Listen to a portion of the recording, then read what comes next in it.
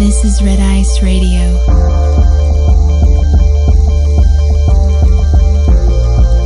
From the apparent to the esoteric.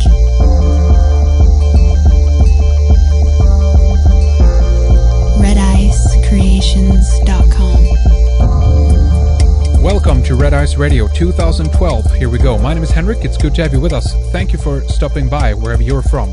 We are coming to you from the west of Sweden in Scandinavia. In case you don't know it, RedIceCreations.com. That's the website where you can go to hear, see and read much more of the material that we present. Today we have William Henry back with us on the program to discuss 2012, The Secret of Zion, his latest book, and the DVD The Light of Zion. From Nashville, Tennessee, William is an internationally renowned investigative mythologist. He is the author of 16 books and numerous DVD programs, and is a contributor to the History Channel's popular series Ancient Aliens. The Secret of Zion represents the culmination of William's unique search in Gnostic literature and sacred art that maps the path called the Way of Light that leads to the Gate of Heaven. His quest led him through the wormhole, where he peered into the promised land of Zion, a place at the center of our galaxy that is inhabited by ascended humans. Stay with us for much more. Welcome back to Red Ice Radio, William Henry. Thank you for coming on. It's good to talk to you once again, William. How are you today? Very well, Henrik. Thank you for having me back on the show. It's good to talk with you. Absolutely, you bet. We have some interesting things lined up. And recently, William, by the way, on the show, we talked about 2012. We had an issue in terms of trying to see this from both angles, trying to see it from something bad happening, and we're going to try with you tonight as well to try to get to the aspect of seeing this from a positive point of view. There's so many theories, there's so many things of this, and I don't want to get stuck obviously to 2012 per se, but we are entering into it here in just a few days basically, and we have a lot of anticipation happening and so forth, and obviously, William, it does tie into your work in terms of stargates, in terms of openings, if you will, of both spiritual and physical energy. So overall though, what's your view now a few days away? What do you think, William? Well, there is so much tabloid and fear-based information out there. You've got some so-called 2012 experts that can't tell the difference between the Mayan calendar and the Aztec sunstone, and they're telling us that it's going to be this way and that way. And personally, I just try to go back to some of the original thinkers on the 2012 question, John Major Jenkins, Terence McKenna, people such as this that don't have a glamour aspect of it. They're not playing guru. They're not trying to pretend that they know what's going to happen, doom or bloom. And so I just go back to that original research and say there's no question that we are experiencing a shift of the ages, a change in the calendar, and in fact the end of the Mayan calendar. I mean, that is an actual established fact. Everything on top of that then becomes a matter of personal opinion, and it becomes more of a, in my view, somewhat of a psychological test than anything. What you're saying about 2012 is actually what you think about yourself. And we're finding, something that's really shocked me actually, Henrik, is that, I mean, I have called out a couple of researchers who don't have their facts straight. And I've actually been attacked by their followers and fans for even questioning the veracity of what some of these people are saying. And what I've kind of learned from this is that people really don't care, fact or fiction. They just want it to be what they want it to be, yes. Yep. And it doesn't matter. So that's right. Kind of I'm not trying to say I'm bitter about it or throwing in a towel or anything, but it's just been kind of shocking to me to see that happen when we have clearly established, at least since 2003, when I first started writing about 2012 and started conversing with John Major Jenkins about some of the Maya symbolism and their obsession with star knowledge. And we have in that interim, so much has happened that seems to validate what the Mayans were saying, that I think we have to agree that clearly things are shifting and changing. That's right. Yeah, it's unfortunate. I mean, many people they don't have, their mind is made up, so they don't want to have any time to debate intelligently about the issue. So, I mean, from my point of view, why even bother, taking the time then to respond back? Because frankly, an unintelligent attack in that sense doesn't deserve an intelligent response, if you will. Yeah, I agree. And especially, I mean, in one instance, I was just simply trying to defend my original research where a researcher, a well-known 2012 quote-unquote authority had, I think, in a way, mischaracterized my research about the dome of the U.S. Capitol. He took people up into the dome and showed them Montezuma and Cortez in this scene that's painted in the dome of the U.S. Capitol and pointed to the Aztec sunstone and said, there it is, friends, the Mayan calendar, proof that the founding fathers of America knew about 2012 and everything is set up for 2012. Well, the problem was, as I said, he was pointing at the Aztec sunstone, which has a correlation to the Mayan calendar, but is not the same thing. It's kind of like pointing at the national flag of Sweden and saying it's the flag of the United States. They're both flags. They both represent a country, but that's about as far as it goes.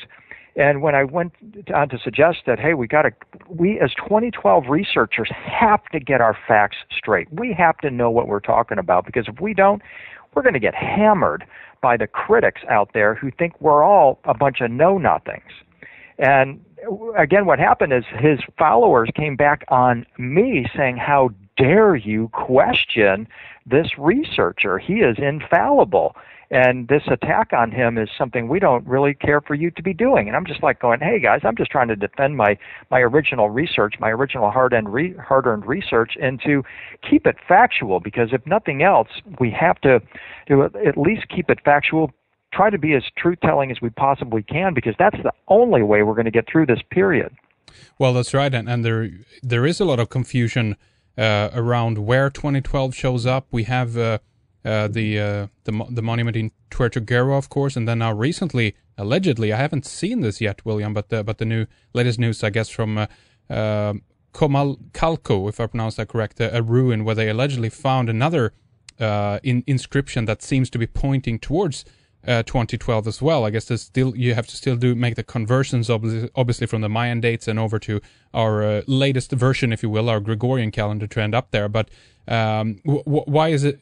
I mean, the Aztec stone calendar that you mentioned, that, according to you now, what you're saying then, is not related to 2012 directly. Is that correct? It does not encode the 2012 end date. It does describe the shift of the ages, but it is totally erroneous to identify it as the Mayan calendar. It is not. Yeah.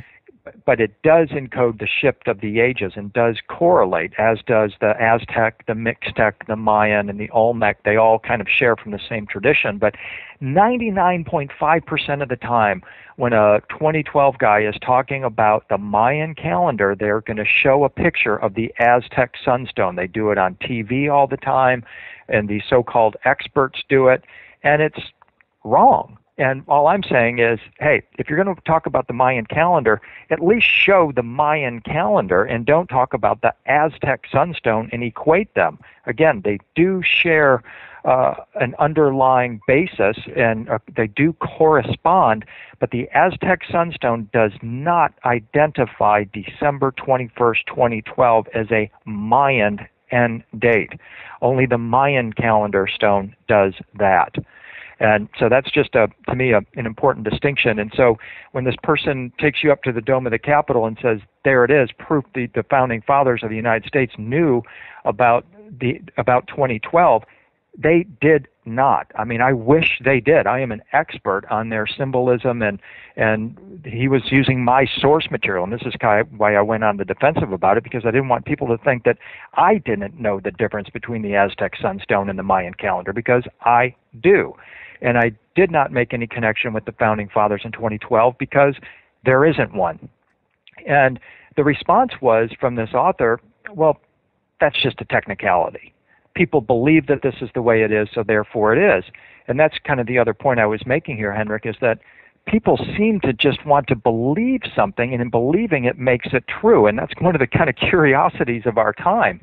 It's fascinating that the way that's happening, that people just decide that this is the way it is, and that's the way it's going to be. So that's fine. That's right. They throw around the term truth and they mix it up with their own belief. Ain't that true? In that sense. But obviously, the 2012, William, it's a node point, if you will. We have a lot going on for this year, and as we'll get into some of the information here, that is pertinent to your new book, The Secret of Zion, and obviously the new DVD that goes hand in hand with that, The Light of Zion. I just want to, run this by you since we have this connection going on here now. There was a very interesting researcher who passed away a few years ago now that we had with us, a young man, Rick Clay, and he, among other people, were detailing what was going on in terms of the 2012 Olympics in London, and connected the symbolism, obviously, of the logo to decoding this into Zion, but not the word Zion that you use with an S, S-I-O-N. This is the word Z-I-O-N, Zion. First of all, have you heard about that, and can you comment if so on that? And then later maybe we can talk about the distinction, if there is such a thing, between these two words, William. Well, the word is sometimes spelled with a Z, so Sion, S-I-O-N, and Zion, Z-I-O-N, are the same word. It means peace. It gave its name to the mountain in Jerusalem. It's also, as we can talk about, the name for the center of the Milky Way galaxy, and as I'm proposing, is home to a race of advanced beings. And again, we'll get into that. But no, I have not seen that decoding of the 2012 Olympics logo. I have been paying close attention, though, to the symbolism of the London 2012 Olympics.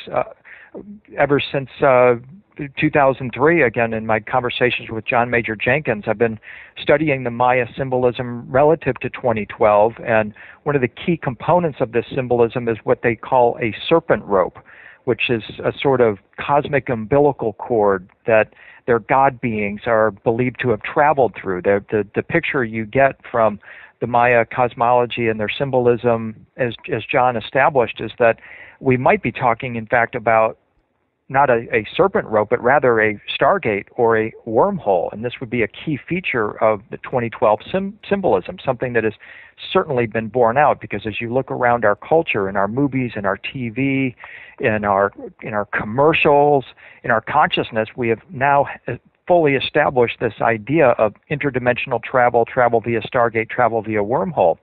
So you go over to the 2012 Olympics, and they're building this massive new tower, which is going to be the new icon of London. And what it looks like is some kind of a crashed serpent rope or wormhole.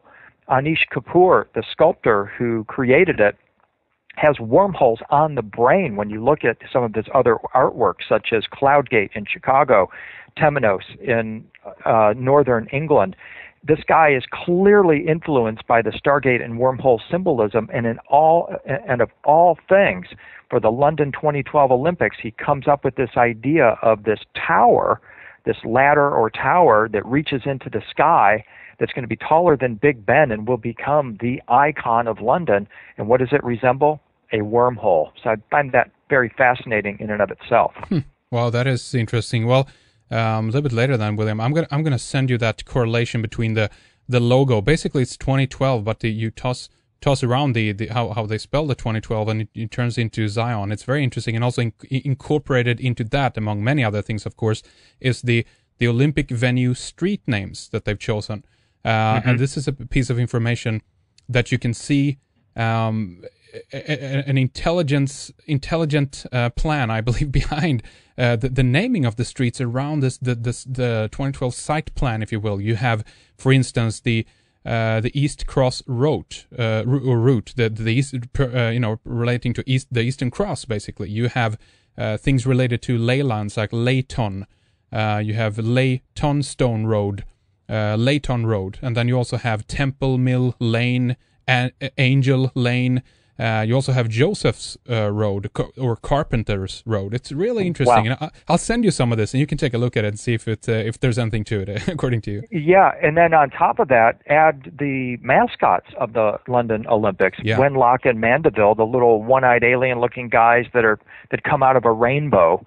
And you're thinking, okay, who's writing this script? Where are they coming up with all this symbolism? I mean, there seems to be some intention behind it, and I certainly agree with that.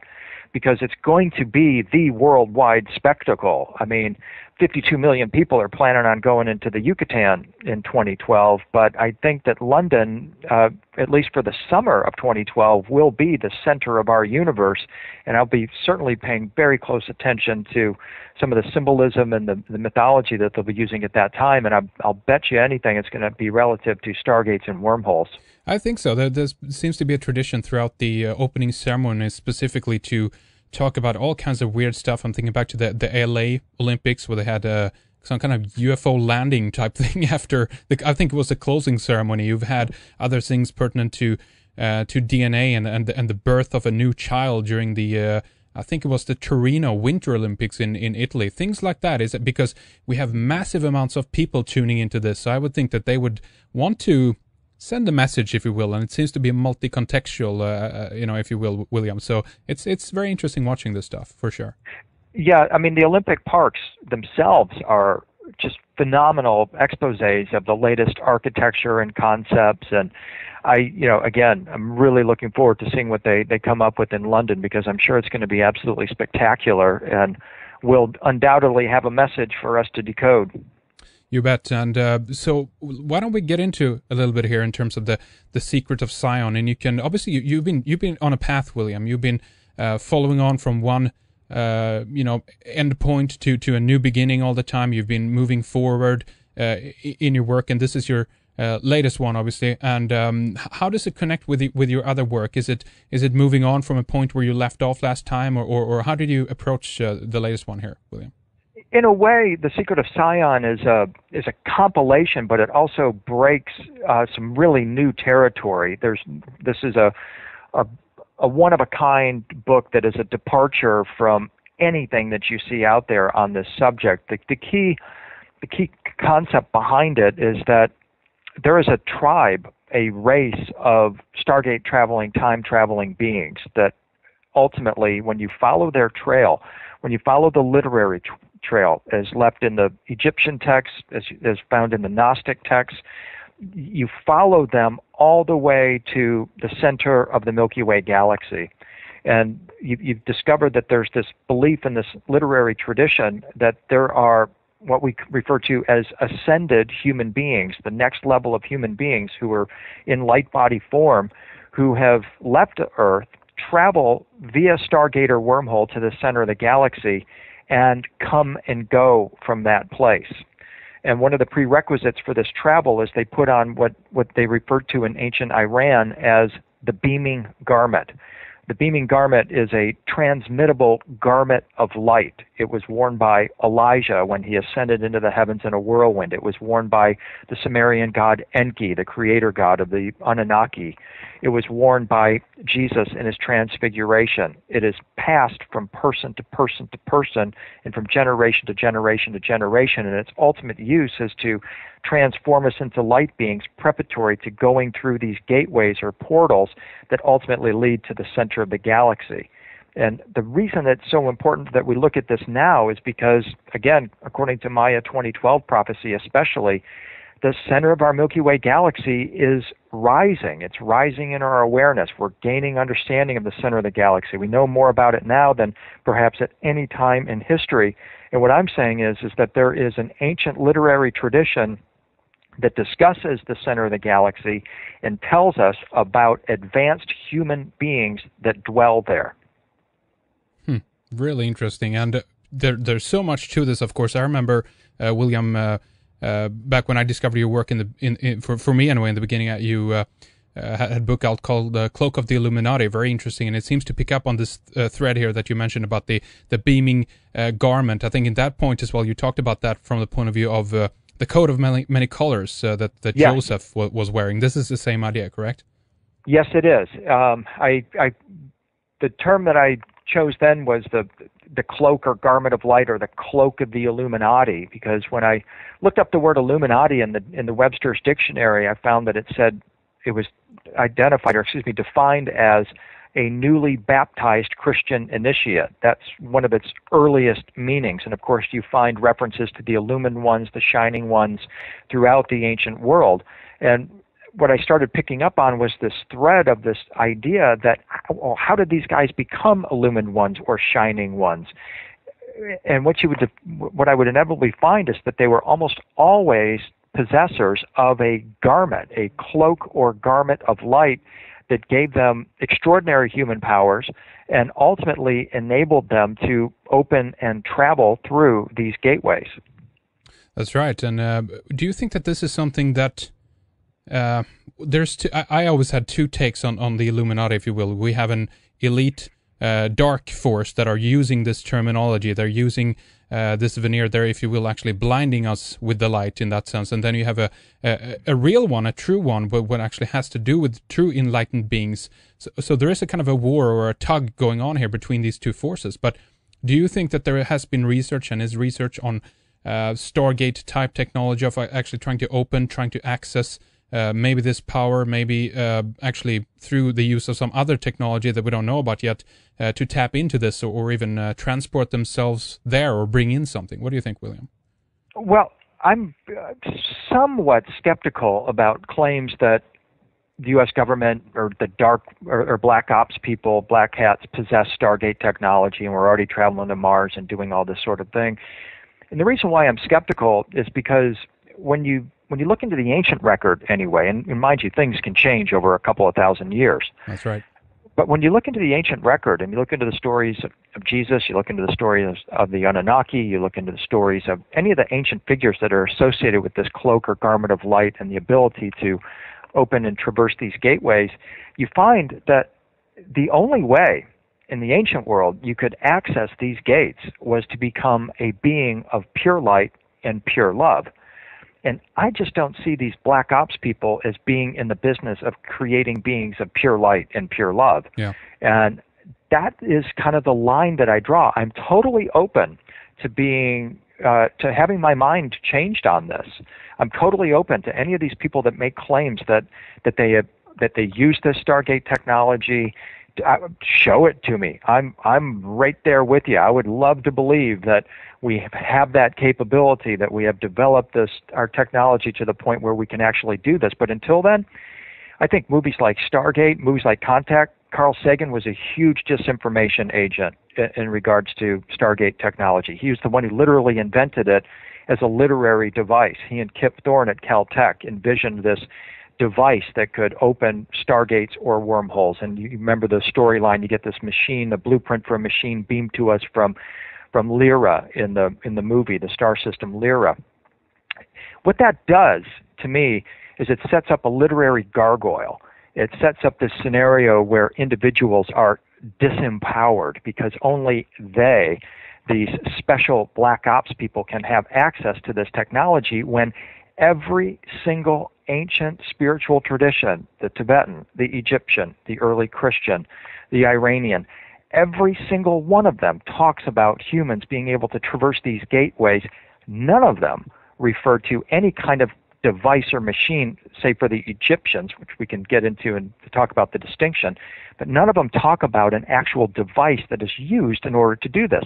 What they all do talk about is that, hey, Henrik, William, if you get your act together, if you work on and develop your spiritual potential, you can spin your body into a vortex of pure energy, dissolve it into pure light, and open a stargate or wormhole with your body and travel to other star systems. That is the clear potential that they hold. And this is why I get a little bit, just angry isn't quite the right word, but just sort of skeptical, suspicious when you get people talking about Stargate technology, because again, it takes it off of your personal power and what you can do with your life and onto this idea that, hey, these guys are ripping us off. The elite have this. They've taken it from us. Let's go get it back. Well, that's bogus in my view, completely bogus, and is a total literary gargoyle. And it tells me that the person is really probably a disinformation agent for the dark side of the Illuminati. Well, that's a good point. And I was thinking about something as well, because as I've heard you speak before, William, on both your presentations and on other programs and so forth, you were talking about this third alternative that we shouldn't be stuck in left or right wing, but you're looking for a transcendent option, if you will. But it's also it's understandable. It's a difficult time right now, because if we view this as the game of Monopoly, if you will, then currently they own our house. They've burnt down our hotels. And the streets we used to own have been taken away from us now by force of the New World Order militarized police, if you will. And not that all of this is about material stuff, but these material comforts, if you will, that we might have experienced for a while, they've ensured us to be able to focus on our spiritual life. But it seems like all this has been robbed from us. And so how do you see that we move on from here in terms of the situation that we're in right now? Because it's a node point, and even you have this sub theme on your site, William, that it's time. It's happening. It's right now. But it's a chaotic time right now as well, isn't it? Yeah, I agree. And I recently heard Alex Jones say that the war for human liberty against total dehumanization is on now. And I agree with him. We are facing the greatest disaster in human history. We are being dehumanized. You got all these people with their phone roaches in their ears, and you've got this tremendous fear. And as you're describing, suddenly the Constitution in America has been shredded. You've got police forces on the streets all over the planet. But nobody was messed with more than the ancient Gnostics. And they were emphatic that if you want to achieve true liberty, true power, true capacity, strength, authority, you've got to tap into what they called a hidden power that raised us from dead beings, which is what we are when we allow these forces of fear to impinge on or infringe on our consciousness, and become living beings. And this is when they talk specifically about, look, you have got to clothe yourself in what they called the perfect light, which is equatable to this cloak of light, the garment of light, the beaming garment. Because if you can do that, these powers, who are both terrestrial and extraterrestrial, spiritual as well as flesh and blood beings, they cannot see you if you are clothed in this light. And that is why I'm encouraging people to, hey, this is the time right now, today, for you to begin working on releasing yourself from this fear. Because if you're even thinking about it, you are that fear. And it's time to unplug from that and develop yourself as a being of light and love to the greatest possible extent that you can. Because if you're not going to do it now, when are you going to do it? If you don't need motivation to do it now, what motivation will you need? And I mean, I'm not trying to sound preachy or anything to people, but it's like, look, I don't care what Rockefeller is doing what Rothschild right now. That does not concern me, because that does not change my life one iota. It does nothing for me. But what I can do is release myself and work on my own self as a spiritual being, and that will allow me to shed more light in my life and shed more light in the life of those around me as well. And that's what I'm encouraging people to do, and that's the personal choice that I'm making right now. So at the current moment, when things are as they are, the challenge to do these things is the greatest, but also potentially the impact, if we manage them to release during a time like this, that might mean in one way or another success of this mission, if you will. But what if we break down that a little bit more, and maybe you can describe a little bit more what you're talking about, what you mean that this will be individually, obviously, different for everybody, but what would you see the processes of us going through to begin to release some of these things and let go of some of the material realms and begin to focus on our spiritual essence instead, William? Well, let's look at it this way. We've all got, if we're lucky, 24 hours each day. And we have a choice in how we're going to spend that time. And what I encourage people to do is just to start to look at yourself as a whole being. Feed yourself mentally, physically, spiritually, and emotionally, as if you were trying to achieve a state of wholeness and even holiness. I mean, so much of our time is spent on, for many people that I talk with anyway, they're focused on the conspiracy. They're trying to stay up with the latest crazy information that's out there. Well, that's great, because you do need some of that. You need to know what's going on in the environment. But at the same time, we can all improve our diet. We can all improve our thoughts. We can all be kinder. We can all be gentler. We can all be more patient. We can all be working towards connecting with our higher self. We can be working on just being more generous with ourselves as well as with others in our life. And what that does, it starts to set up this amazing ripple effect for ourselves as well as for everyone we come into contact with. Absolutely. It's there's a lot of points here that you talk about in your latest work, and a little bit later I want to tie in this idea again of Zion, because it seems to me, William, that also the other force that we've been talking about here a little bit later, and we don't have to get stuck on this, but I see that there's something with the rebuilding of Zion that has been happening as well on the planet. I remember a while back we talked about the district of Zion in Washington, D.C. with the writer, author, and also Freemason Christopher Knight, about how he could see that the powers that be were trying to recreate the aspects of what he termed Zion anyway into the architecture of Washington, and obviously encoded into this, as you've been mapping with the apotheosis of Washington and everything else. This comes along with that. But do you make any distinction there? Because we got into some disturbing stuff about the war machine as well of Pentagon, and how certain of these people at a specific time in the history were planning to build a Pentagon before the breakout of World War II. We have a lot of dark stuff, if you will, William, encoded into some of the magnificent symbolism that you've been looking at when it comes to the dome in Washington, D.C., and many other things. What's your view on all of this? Well, what you put out is what you get back. I mean, what you put into it is what you get back. When I did my research on the dome of the U.S. Capitol, I wasn't poisoned by negative thinking about this. I went in fairly open-minded, taking a look at it and saying, well, okay, the dome is a symbol for a gateway, a connection point to heaven and earth. How could that possibly be bad or evil or somehow got some kind of crazy conspiracy around it? Then you go into the dome, you look up, and there's a ring of stars, 72 stars, 72 stars in a ring, a gateway. Then you've got George Washington on the rainbow. And I'm wondering, well, okay, why is Washington on the rainbow? And I start doing the research and say, well, wait a minute, that's exactly how the Christians portray the resurrected Jesus. He is always portrayed on a rainbow or in a rainbow. This is how he's described when he's enthroned.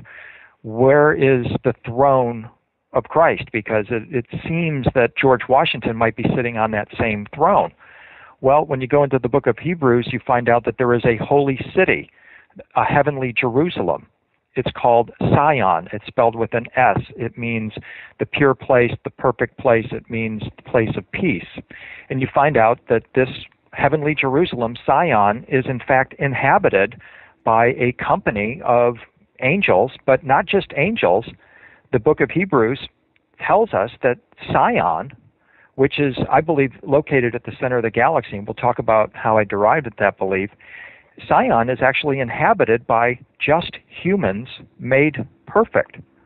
Who are just humans made perfect? Well, the word just means upright. It means righteous. It means balanced. Jesus' brother James was called James the Just because he was considered to be a righteous, a godly man. That doesn't mean, that's not necessarily a religious term. We all know those self-righteous people that drive us crazy. We're not talking about it in those terms. We're talking about simply a pure-hearted being. A human is, of course, a member of the species Homo sapien. It means there's no animals there. They're not fully divine beings, and they're not machines. These are just humans that dwell at Zion. They are made, which means shaped or formed, perfect. And what perfect means is compassionate. It means fully developed. It means whole or holy. So, in fact, Zion is a place that's inhabited by righteous humans who have made, shaped or formed themselves into compassionate, fully developed, whole and fully developed human beings. Why would anybody have a problem with that? Yeah, yeah. It's interesting. I think it might be. There's a lot to the terminology when one goes into the biblical and here's scriptures. The problem. Yeah. Here's the problem: is that people are often using words that, one, they don't know the definition or the source of the words, and they assume that a word means the same thing throughout history, and word meanings change. Yeah, they do. Babel is a very good example of that. It originally meant the ladder, tower, or stairway to heaven. Then after the Old Testament, God demolished that ladder, tower, or stairway. The Hebrew scribes changed the meaning of the word to confusion or nonsense, which is what it presently means.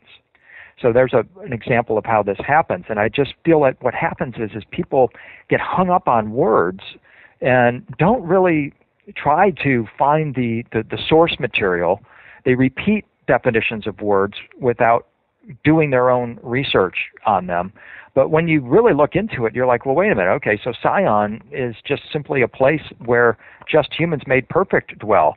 And in fact, this is exactly what you find in the dome of the U.S. Capitol, is that Washington sitting on a rainbow is equated with Jesus sitting on a rainbow, which means that he has achieved human perfection.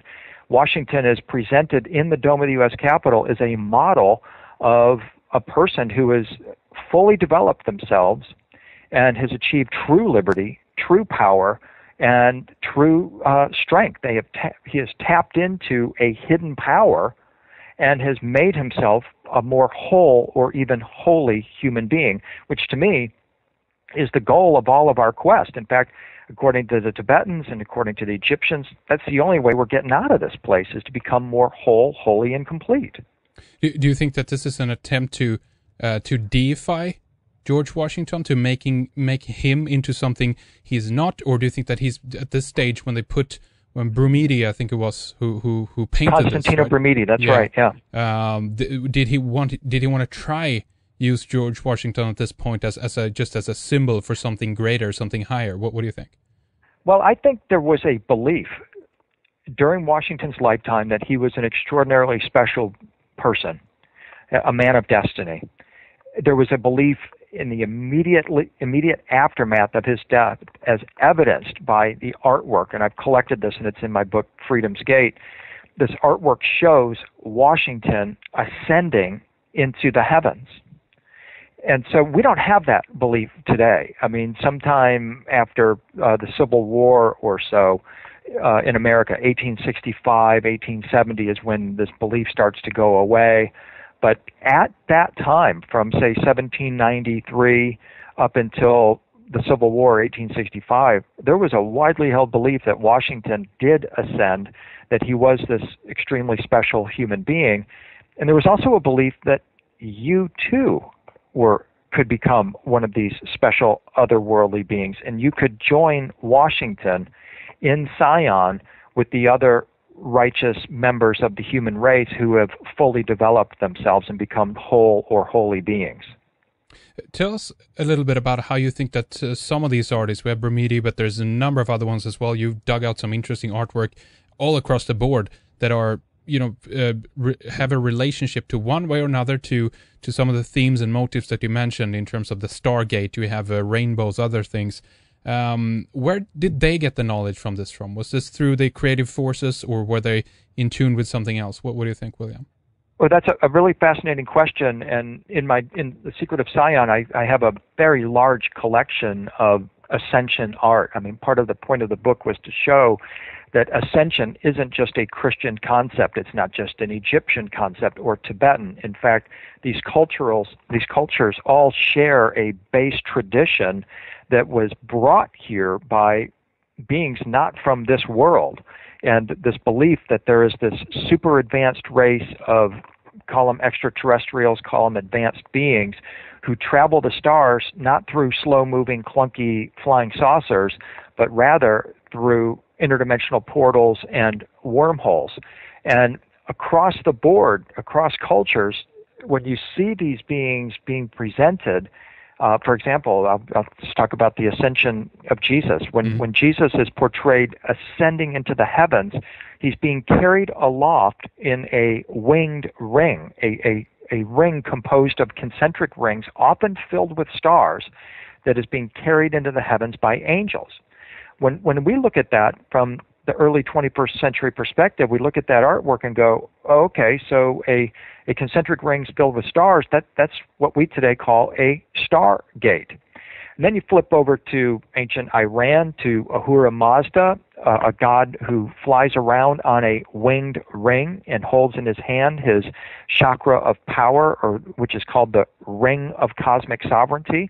And what you realize is that, wait a minute, there is a whole other group of beings out here who have developed themselves and who actually travel the stars through these gateways or portals. And I really like the term, the beaming garment, for the garment of light that these guys wear. I mean, again, it's called the robe of glory, the cloak of light, the cloak of many colors, the rainbow body.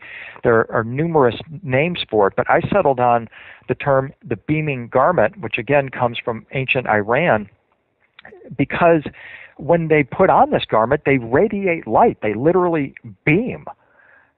They radiate light or energy. And then they also, according to these stories, have the ability to beam, using now the Star Trek meaning of the term, from point A to point B. So they put on this beaming garment, they radiate light, then they beam through these gateways. And this is borne out in the story of Jesus. I mean, after the resurrection, he appears to the Apostle Paul in a flash. Well, how else are we to interpret this except that he is an illuminated being, a being of light? In the Gnostic tradition, we find numerous references to Jesus appearing to the disciples after the crucifixion and ascension. And whenever he appears, there's a notation that the heavens opened. And then Jesus was standing before me as a being of light. Today, we don't talk about the heavens opening. We talk about stargates and wormholes. And it's clear to me that what's happening here is that he is one of these fully developed humans who can flash, beam through the universe. And he's just one of a part of a tribe, if you will, of these advanced avatars that have this capability. They are still here, and they are attempting to get us to wake up to this reality and to begin to put some focus on ourselves to join this tribe. Mm-hmm. And it's interesting. In the meantime, it feels like we and maybe many others, specifically, I think of the elite as well, have maybe gotten stuck on this idea that it's a material thing, that they're trying to physically open this with a machine or with some kind of really powerful tool, if you know what I mean. Do you think that we're deluding ourselves a little bit? We're not getting the whole picture here, basically. I think so, but I'm here and willing to be shown differently. Please take me and show me this machine. I've done research on the particle accelerator at CERN. Yeah. I know that there are Russian scientists, mathematicians that say they're building a time travel machine there, a teleportation device. The physicists at CERN actually say that. And I'm thinking, well, that's a very good possibility. But what I'm saying is that based on the research that I've done into the ancient world and the existence of these gateways and beings that have been coming and going virtually since the beginning of recorded history, they never did so with a machine. What they did, though, is they had this transformative teaching that anybody could tap into that would enable them to put on the beaming garment and beam themselves. In a way, that means that the body is the machine or the tool the body is that we can use. Absolutely the machine, and that's the diversion to me. Yeah. Because if you're looking for a machine out here, I mean, everybody's looking for the Ark of the Covenant. Where's the Ark of the Covenant? Is it in Ethiopia, or where is it? Well, according to this tradition, the Ark of the Covenant is your first three chakras, and the reason why archaeologists can never find the Ark of the Covenant is because they're always sitting on it. And I mean, that's the old joke, isn't it? Yeah. Oh, the gods got together. They have this secret. They want to hide this secret from humanity. Should we bury it in the ocean? No, they'll create a submarine. They'll be able to find it. Well, let's put it up high on the mountain. Oh, no, they'll be able to climb that mountain. Well, we should bury it out in the desert. No, someone will find it. Oh, I know. Let's put it inside them. They'll never think to look there. Well, and that's from their point of view, that's a really good strategy, isn't it? To confuse and in that sense occupy your mind with other things and also at the same time claiming that things that are pertinent to looking into your own spiritual self, down to certain divination tools, if you will, astrology and things like that, are really on an external way frowned upon. But then I believe that they are using these tools themselves to try to get closer to something, whatever they're like actually searching for, William. But in that sense, it's a clever strategy. And I mean, how did humanity end up in the Dark Ages, if you know what I mean, when we allegedly had such great and vast knowledge in the past, and all of a sudden things are just going incredibly downhill? It's a mystery to me. I don't know what happened. Yeah, well, I always like to point to, there was an invention by an anonymous Italian inventor that freaked out the Vatican in the Middle Ages, and that invention was eyeglasses. And the reason why the church freaked out is because with it came the idea that we were improvable, that we didn't have to just simply live with whatever our present circumstance was, that the human body is improvable. And the church is like, God's work is infallible. How dare you say that? And that's kind of been the battle all along, is the question is, can we in fact improve ourselves? And you've got the forces that, going back to the Anunnaki, wasn't that the whole battle between Enki and Enlil? Enki wanted to he wanted to raise us to the level of the Anunnaki in terms of our capability and even to exceed the Anunnaki. Enlil wanted to keep us at the level of slaves and sex objects, deaf, dumb, and blind, stupid, down on the farm, plantation workers, right? Yeah. Which is what still most of the planet is. And what we're challenged with doing is extracting ourselves from that matrix and beginning to plug ourselves into this idea that, wait a minute, I'm in a pupal phase here. We're like the cocoons that are in the process of morphing into the butterfly. I want to go find the butterflies. Show me this model of the next evolved human, because I want to join those guys. I'm sick of crawling around here on the ground as a little caterpillar. I know that what's inside of me is something truly magnificent. And I'm going to take my energy and emotion and focus on releasing that magnificence and follow those guys. And that's what I did in The Secret of Sion, is to say, wait a minute, there's a whole race or tribe of these human beings that have been coming here forever. And they all say the same thing, that we all have this capability within us, and we have got to put ourselves on the path towards awakening that potential. And that, to me, is what this time is about. And I'm very concerned that we don't have a lot of time to be able to do this. I mean, if Ray Kurzweil and some of these singularity theorists are right, we've got less than 25 years, because 25 years from now, we're all going to be, 60% of us are going to be living in cities. We're going to be wired up to a grid. We're going to have the implants in our eyes. We're going to have the new tattoo computers put in our skin. And we're going to be cyborgs. And in my opinion, I don't think a cyborg is going to be in the position to achieve the beaming garment, the garment of light, as like a person without these implants will be able to do. And this is my concern at this time. So when some people see this as an upgrade, Human 2.0, you see it as a downgrade, actually. I see it as a prison. I see it absolutely as a trap, as a prison, as just about the last thing that we really want to do. I mean, according to the Gnostics, anyway, their perspective is, I mean, the baseline story for the Stargate wormhole theory and awakening this light body, the beaming garment, is in the story of Adam and Eve. After Eve takes of the fruit of knowledge, the wisdom of the serpent, the Old Testament God Yahweh, who probably equates with Enlil, evicts Adam and Eve from the Garden of Eden and does two things. One, creates a gate at the east of Eden, puts a flaming sword in the center of the gate and cherubim on either side, and forbids humankind to re-enter that gate, setting up the whole Stargate metaphor that we're searching for this gate, trying to get back through it. And the second thing he does is what most Judeo-Christians have forgotten about. Yahweh made coats of skin for humanity. Now, the traditional teaching says, those were animal skins. But the esoteric Jewish tradition says, no. When Adam and Eve were in the garden originally, when humanity as a whole were originally in the garden, we were beings of light. And then we're put into, or given our coats of skin. So in a way, our whole job, and the Tibetans teach this exact same thing, our whole job of earth life, our mission, our spiritual mission, is to transcend the skin, to move beyond it. And what I see with the tattoos, the computer tattoos, the implants and all that, is that is just a further entrapment in our skin. What we have to do is just recognize, wait a minute, there's actually a being of light that is within us, and we need to take off the human skin and put on our garment of light once again in order to exit this world.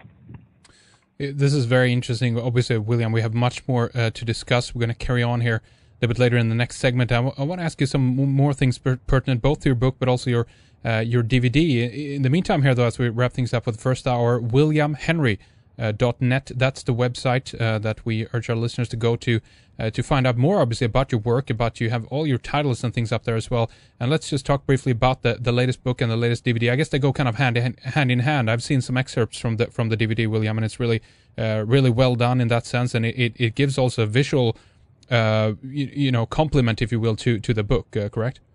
Yes, it does. The book has got over 100 images I've collected from various museums around the world that show this ascension art, that shows this ancient, I call it Stargate art, because it's always referencing the idea of the gateway and the transformation that is required to go through that gateway. So the book itself is a wonderful picture book, but when you put the Gnostic text with it as the narrative, it paints this very clear and, I think, compelling picture that there is this advanced race of beings who have transformed themselves into light beings who dwell at the center of the galaxy, and they are coming and going. And if Maya prophecy of 2012 prophecy is right, especially concerning the return of Quetzalcoatl, we're talking about the manifestation of these beings in 2012. That's one of the conclusions in the book, is that Quetzalcoatl is a representative of this tribe of beings. Wow, that's really interesting. Well, we're going to talk more about that here in the next segment, obviously, as well. Again, the title of the book here is The Secret of Zion, Jesus, Stargate, the Beaming Garment, and the Galactic Core in Ascension Art. And then we have the DVD with the title The Light of Zion. What would you do if you weren't afraid? I like that subtitle, by the way. It's a really good one. WilliamHenry.net, that's the website. Stay with us, William. We'll continue talking more after this break.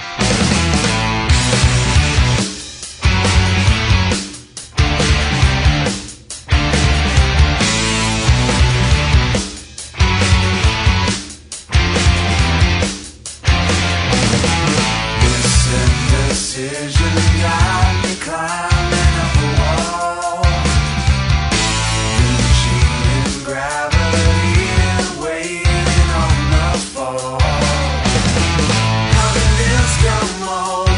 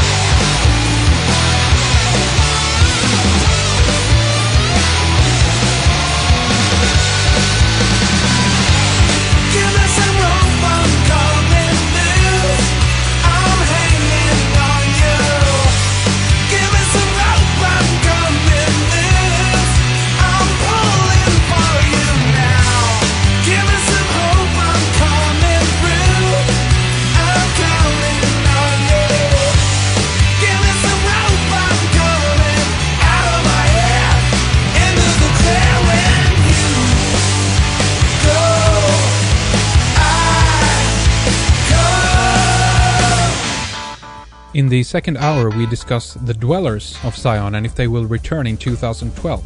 William mentions the return of Quetzalcoatl, the feathered serpent, and how he might have been a seraphim from the highest order of angels. He also brings up the serpent in the Garden of Eden and how serpent symbolism has been demonized. We discuss how lines blur in mythology as well as interpretations of what is light and dark, good and bad, etc. Then we get into the motivations of the remnant survivors dwelling in the center of the galaxy, which William says are on a rescue mission. We talk about the possible cosmic reset event as a saving grace from our Creator before we head down the path of a transhuman cyborg way of life. William also tells us which texts he pulls from to create the basis for the Secret of Zion. Later we talk about Zion versus Sion with a C, and not from the conspiratorial viewpoint of rebuilding Solomon's temple, but instead from the transformation aspect of becoming pure beings. Our first hour is always free and we have a year available for you to download or stream, and you are spared from commercial breaks. We have a member section, and when you subscribe to our website redicecreations.com you get full access to all our material going back to 2006. So when you want to hear more, listen to all the programs or the full 2 hours, consider signing up for a membership. 3 months for 15 euros. That's just 5 euros per month. It's really simple and easy. redicecreations.com, go there to log in or subscribe to continue listening to this program or any of our previous ones. We have some great guests queued up for you to kick off 2012, like James Corbett on Fukushima and ClimateGate 2.0, Shannon Dory on the Dogon and the Numo, Colin Andrews on crop circles and UFOs, Anthony Peake on out-of-body experiences, Mac Maloney on UFOs in wartime, Troy McLaughlin on the Saturn Death Cult. I think that's going to be a really interesting one. And then we also have Carl Munk, Jeff Hilling, Bob Frisell, and Sharia S. following that. You're welcome to tune in again when we'll be back with more in just a few days, but